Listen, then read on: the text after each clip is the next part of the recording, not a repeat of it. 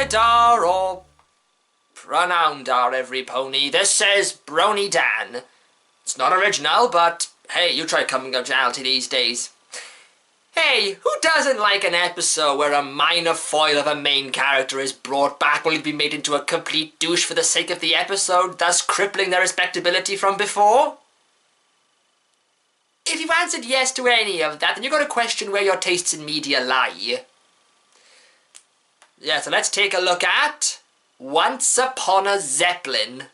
We open with Twilight doing princessy things when something we haven't seen for a while happens. Spike belches out a letter. I know, I completely forgot he could do that. I thought I had too many deep-fried gems. It turns out that Twilight's parents have won a Zeppelin cruise trip and invited the whole family to join them, including Shining Armor, Cadence, and Flurryheart. And Spike? Well, fuck Spike. He had to be a little goody two-shoes and offer to do all of Twilight's work and miss out. Come on, it feels incomplete without Spike. Couldn't they have just left all the work until they come back with a note saying, "I'm sorry, I've been too stressed out lately, so I'm going out on holiday with the whole family." Emphasis on whole.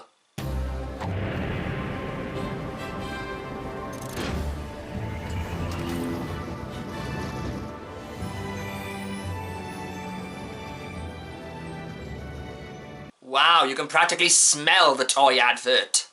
Travel around the world of Equestria with the brand new Zeppelin playset for just £19.99, and for an added bonus of just £1.50, we'll throw in 1975's The Hindenburg. There's millions of Jeffrey all under one roof.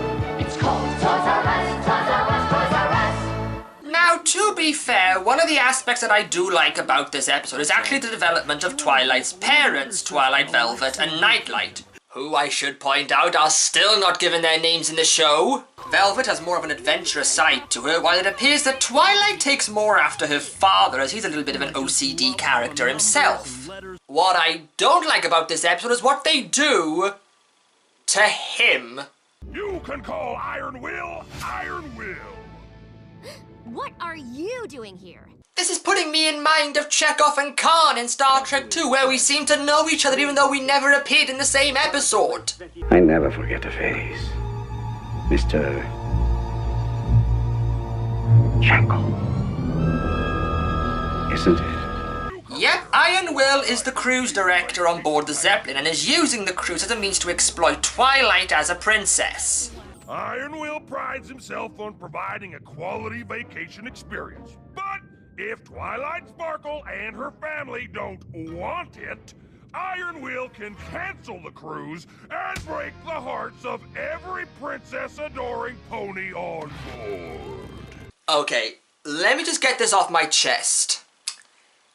Iron Will was never a villain. I personally think that putting your hoof down gets a bit of a bum rap. I mean, it's not one of my favourite episodes, but I think people make it seem worse than it is, especially with how they see Iron Will. He wasn't so much a villain, but more of a foil, which is a bit of a big difference.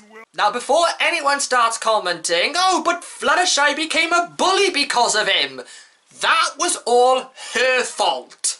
Iron Will just gave her advice on how to assert herself, but she was the one who took it too far. He had nothing to do with it, he just wanted to help ponies toughen themselves up, as he says when Fluttershy tells him she's not satisfied at the end. What do you mean you're not satisfied? Every pony has always been satisfied.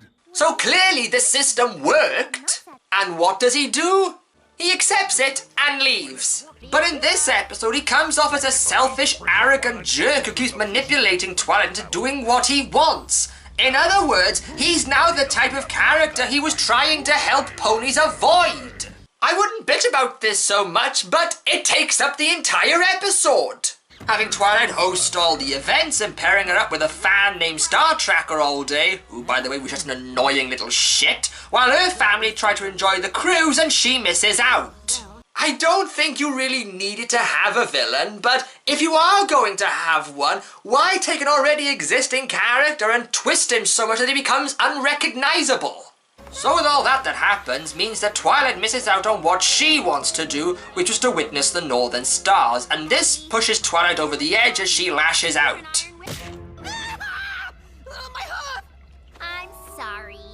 Maybe that wouldn't have happened if you weren't practically standing on my tail. Not even my real family stands so close. Twilight? I just want every pony to be happy. Well, sometimes ponies want more from a princess than you can give, and it can be hard to know where to draw the line. Hey, with the way Iron Will's behaving in this episode, I doubt saying no to him this time will work. So Twilight apologizes to her family and Star Tracker, everything goes mutiny on the Bounty as Iron Will goes overboard, and the Sparkle family can now enjoy their vacation together. Oh, how sweet!